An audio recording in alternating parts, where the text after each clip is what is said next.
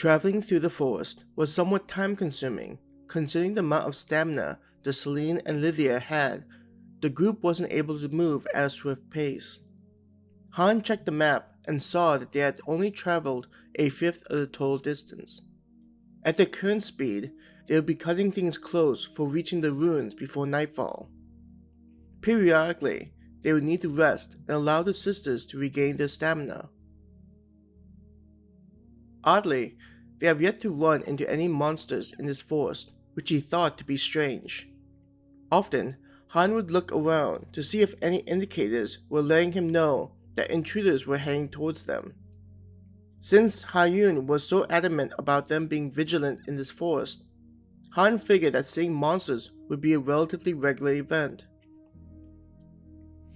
Do you think we can take another break? Celine gasped and collapsed on her back, on top of a boulder. Sweat was dripping down her face, red from exhaustion. Sighing, Han looked back at her and said, "We need to maintain this pace if you want to reach the ruins on time. I do not think you want to spend a night in this forest, with just the four of us." Though he sounded harsh, Han understood that this was probably a lot of work for them. Unless the student came from a background that prepared for this amount of exertion, the average commoner would have a difficult time. "I'm sorry, E, but we never thought we would be going into a field so quickly after getting accepted into the academy. The area that we lived in was mainly flat terrain, and the monsters came to us, so we didn't need to run around so much. I can't believe such a forest exists, with all these cliffs and uneven terrain," Celine said with frustration. This was something he found to be unusual, considering the experience levels of many of the students. Why would the academy purposely make these students go through such a rough terrain experience?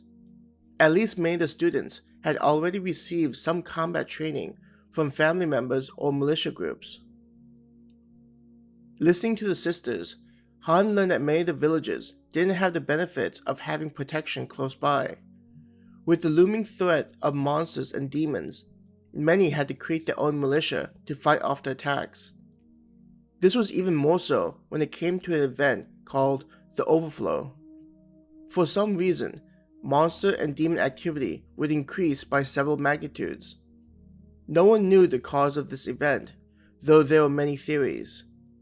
With the Overflow, villages needed to set themselves up to protect themselves because the main military force would be used to protect cities and large towns. With him being annoyed at how relatively quiet this force was, a part of him wanted to figure out where all the monsters were. Did the other teams already take care of them? He wondered under his breath. If he were going to find out what was happening, it would probably be beneficial to have either Anaklis or Eurasia here with him. Looking over at the sisters, Han said, "I'll be going a little ways away, to make sure that there are no monsters nearby." Seeing the sisters' eyes widen in fright, he said, "Brittany will be here with you, so you do not need to worry." After seeing them relax, he nodded to Brittany and walked away from where they stopped. Once he was far enough away so as not to be seen by the sisters, he leaned against a tree and sent out his thoughts. "Jungle sisters, your master calls for you." From the forest floor, two shapes seemed to grow out of the ground. The two masses of plant life slowly formed into Anaklis and Eurasia. Once they completed the transfer, the sisters bowed in front of Han. Both of them were as stunning as when he first created them, combining both beauty and savagery. "Master, we are honored that you would summon us," both of them intoned. "I have missed you, sisters. Seeing both of you brings joy to my life," Han lovingly said. All his creations were precious to him, so not being able to spend time with them had always weighed heavily on him. "We are unworthy of such praise, Master," Anaklis said. "My sister is correct, Master. We only exist to humbly fulfill your wishes and desires," Eurasia agreed with her older sister. "How is your domain doing?" Han asked two of them. Anaklis was the first to speak. As you wished, both Arasi and I have created our minions to help us guard our floors. Following the form that you have created for us, the minions that I have set up are a variety of lamias. Each one was created into a different subspecies, allowing them to improve their ability to protect your realm. Master, I have created a variety of arachnias, each with their own strengths for a variety of scenarios. With the minions that we created, Master has no need to worry about any external forces infiltrating your divine realm. Arasia finished. You have truly made me proud of the two of you. I am happy that my gift was not wasted. Han cheerfully responded. Now the reason I have summoned you, sisters, is to find out what is special about this forest. This area should be filled with monsters, yet I have not seen even a single corpse. I am currently pretending to be a student at an academy, and the class I am attending is on an excursion through this forest towards ruins located here. There are other students here, so I do not want you to engage them. With your abilities, you should have no problem in staying hidden. Brittany, my personal attendant, is with me, so all communications will go through her since Helania is back in the city. You will temporarily be under Brittany's command, and the both of you will coordinate with her. Han ordered the sisters. Your will is our will, they answered, accepting his command. In a flash, both sisters disappeared to fulfill his wishes. Han turned around and headed to where his group was resting. When he returned, both Celine and Lydia looked ready to continue forward, towards the ruins. Seeing that Han had returned, the sisters got back on their feet, ready to move. Han started to walk towards where the golden orb was floating. Brittany, I have summoned both Anaklis and Arasia to investigate the forest, about the lack of monsters. They will be under your command, so make sure to coordinate with them properly, Han informed Brittany. Though she had experience with commanding maids and waitresses, this would be the first time she would be commanding those that are as powerful as the floor protectors.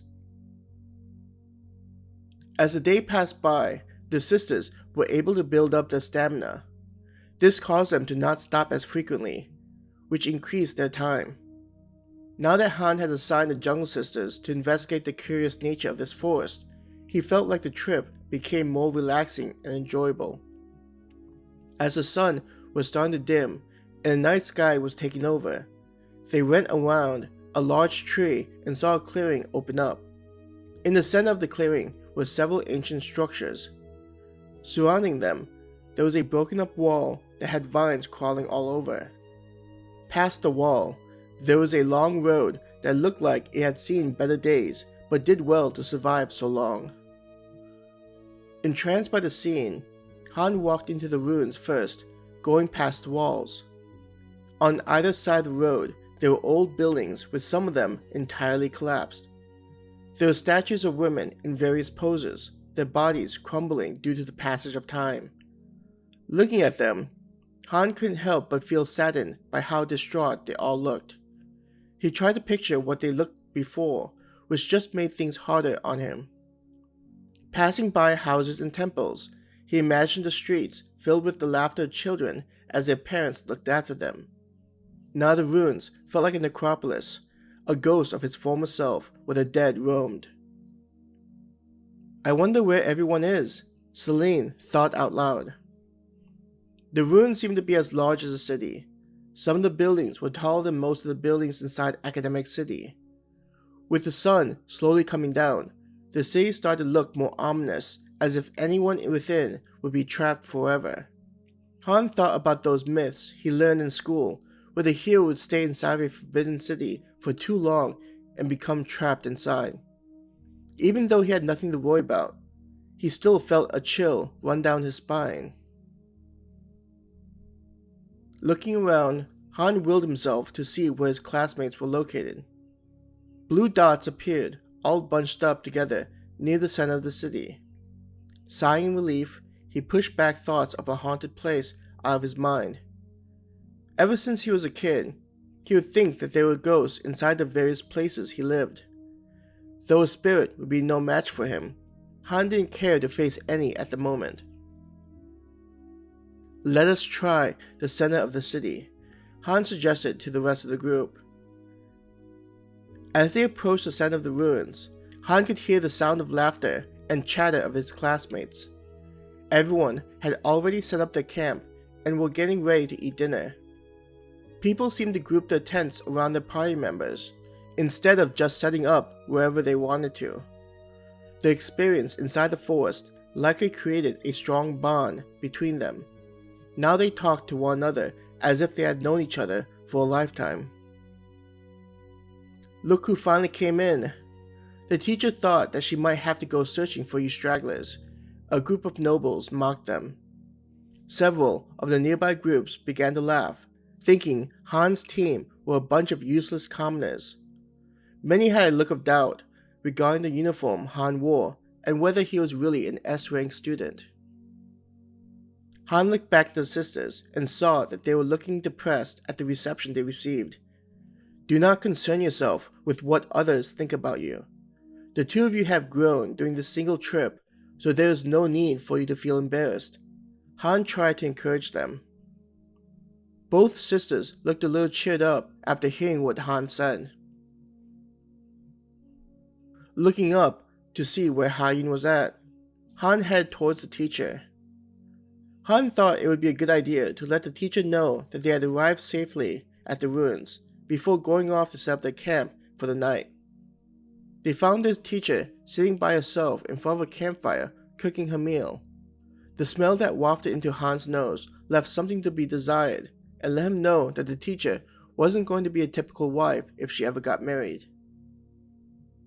Teacher, we would like to report in and let you know that we have safely completed the first task, Han informed Ha-Yun. Looking up at them, she gave a long sigh, saying, I am glad that all of you have made it safely, though it should not have been that difficult with the lack of monsters in this forest. Her shoulders shivered slightly, thinking about the unusual circumstances. We will now be setting up our camp and preparing our meal, Han simply said, not bothering to worry about the lack of monsters. Seeing Ha-Yun nod her head in consent, Han walked towards an open area that was relatively close to where the teacher was camped at. The sisters and Brittany followed after him. When Han stopped in an open area, the sisters began to take off their packs and started pulling out their tent. To help them get through the forest, Han had the sisters equally distribute the weight in their packs. Celine, being the older sister, had filled hers with more equipment, which helped to contribute towards her poor stamina. Seeing the sisters get their tent ready, Han checked aside for any obstructions and waved his hand. Out of nowhere, a large elaborate tent appeared, already set up and ready to be used. The size made it look like a cabin, with modular-looking sections. The sisters watched in amazement at how fantastic Han's tent looked, even compared to the tents the nobles brought. Just the size alone looked as if 10 people could fit inside comfortably. Walking inside the tent, Han looked at the many comforts that were included in it. There was a cast iron stove to help keep the tent warm at night, several leather sofas for people to sit in, a dining area for them to eat at, and a large master bedroom with a huge bed inside. In another room, there was a bathing area with a large bathtub. The tub was already filled with hot water and would stay at that temperature as long as he wished it. Though they were camping inside ruins, the tent felt like they were inside of a proper home. Taking a seat at the table, Han swept his hands across the table and made several dishes appear. The most enjoyable looking was a pot roast, surrounded by vegetables and covered in brown gravy. A large bowl of freshly cooked rice was next to the roast. There were also various oriental side dishes. Smelling the food, Han began to get hungry and took his utensils and started to serve himself. Master, please allow me to prepare your dish. Brittany looked horrified and protested. Brittany, there is no need to worry about that here. I am famished, so I will just serve myself. Han rationalized to Brittany, not wanting to wait for her to go through all the usual decorum. "I must refuse, master. I am your personal attendant, and I cannot allow you to serve yourself like some barbarian," Brittany stubbornly stated. Seeing that Brittany had dug in her heels on the matter, Han just threw up his hands into the air and waited for Brittany to ready his meal. Though Han enjoyed being pampered by his creations, it was moments like these where he just wanted to dig into the food, like he would have done on Earth. When his plate was ready, Brittany placed it in front of him. When it looked like she was going to start feeding him, Han said, "Brittany, you also need to eat. This is a casual day, so there is no need for you to feed me. You have not eaten all day, so you need to eat something too." Part of him was being considerate towards Brittany, but another part of him wanted to just shovel the food into his mouth. Due to the time constraint, Han and Brittany weren't able to eat a decent meal due to how slow Celine and Lydia were moving. The roast beef was so tender that his fork was enough to cut into the meat. Making sure the piece was covered in the delicious gravy, he ate the morsel and moaned in delight. Han felt that the food tasted even better after they had gone through the forest all day. Moments like the current one made Han feel thankful for his powers, where he didn't need to wait for food to be prepared and could just make it appear with a wave of his hand. Finishing his food, Han walked over to the bathtub. The steam rose from the water, a small fog that hovered above the water's surface. Creating a clothing rack, he removed his uniform and hung it up on the stand. Even though the day was mild, there were stains that littered the suit. Picturing the outfit clean, Han watched as each of the stains slowly disappeared. Once again, the uniform looked as fresh as when he first put it on. While standing fully exposed, a mirror appeared in front of Han and allowed him to see what he looked like. It had been a while since the last time he stared at himself in the mirror. Even when he was on Earth, Han only looked into the mirror when he was going about his morning routine, like brushing his teeth or shaving. He never thought of himself as being particularly attractive, so looking at himself never appealed to him. His brown hair was a little longer than he remembered, now covering his bushy eyebrows. Seeing his face, he stared at each part of him, such as his nose, eyes, and lips. With his lips, he was often told that he looked like he was about ready to kiss someone. With his mother being of Asian descent and his father being Caucasian, he had a mixture of racial traits. This allowed him to not have the stereotypical thin lips that many Asians had. His nose was often labeled as bulbous, though not ugly looking. Looking at his eyes, the typical Asian eyes stared back at him. If he were to describe himself, Han wouldn't call himself ugly, but instead average. The rest of his body was not very unique, being slightly overweight, but not noticeably so. As he looked at himself, Han realized that he could make some changes to his body. Though with his powers, there was no need to look more attractive or stronger. Han thought it would be a nice change of pace, like when someone gets a new hairstyle. He remembered friends making drastic changes with their hair after a traumatic event, usually with relationships. The first thing he did was slightly alter his body, making himself marginally taller. Under his skin, Han could feel the bones making rapid changes to accommodate his will.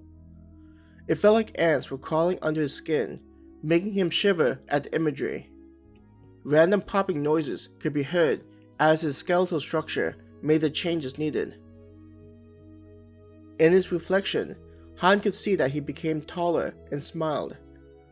Being slightly shorter than everyone else was something that was always on his mind, considering how often a person's body influenced social interactions. Now that he changed his bones, Han imagined himself with more defined muscles. Going with the bodybuilding image wasn't something that interested him. He thought of a body that was toned and more visually appealing. Looking like a martial artist was what he aimed for when he was a kid. Though his power level didn't change, the feeling of stronger muscles made his body feel lighter. It was also more responsive to his movements. Jumping up and down gave him a joyful pleasure. There was a difference between being infinitely strong with these powers and just naturally being so. Moving on to his face, Han made some slight adjustments and gave himself a more appealing and symmetrical look. He remembered how beauty was very close to how balanced a person's face was, so he decided to make his face just below perfect symmetry. Even looking at his face, Han thought that it was what people described as being stunning and beautiful. If he were to go back to Earth, there would be no doubt that companies would hire him to become a model. Many people would think that making oneself more aesthetically pleasing is unnecessary. He knew that people would lower their guard when facing someone that looked beautiful. No work needed to be done to win over people. This is why so many people try to improve their physical looks and have surgery done on them. With his current body looking the way he wanted it to look, Han climbed into the bath and enjoyed the warm water. His back against the tub and hands draped over the sides, he closed his eyes in bliss. Though the world may be different, there is nothing like soaking in a hot tub. While he lay in it, Han heard the sounds of footsteps getting closer. Without needing to open his eyes, Han knew that this was Brittany. "Join me," he simply told her, not speaking louder than necessary to maintain his current level of relaxation. Soon, the sounds of clothing being removed could be heard, the ruffling of fabric, and undoing of buttons. Clothes falling to the ground, light steps towards the bath, and finally the feeling of displaced water. Ripples gently hit his chest and the level of water rose. Brittany's feet could be felt against his calf, her smooth skin rubbing against his. As she lowered herself into the water, Han could feel her butt rubbing against his groin, followed by her back against his chest. Turning herself towards him, Brittany lay on the side and rested on his chest. Her head nestled just below his jaw. Han inserted his arm under hers and around her chest. He enjoyed the feel of her body. With such a beauty on him, an ordinary man would be driven by sexual desire, but Han was overcome with a feeling of peace and satisfaction. A moment where everything was right about the world encapsulated him. "I could just lay here with you in my arms for eternity," Han whispered into the air. "If Master allowed it, I would always want to be held by Master," she cooed in bliss.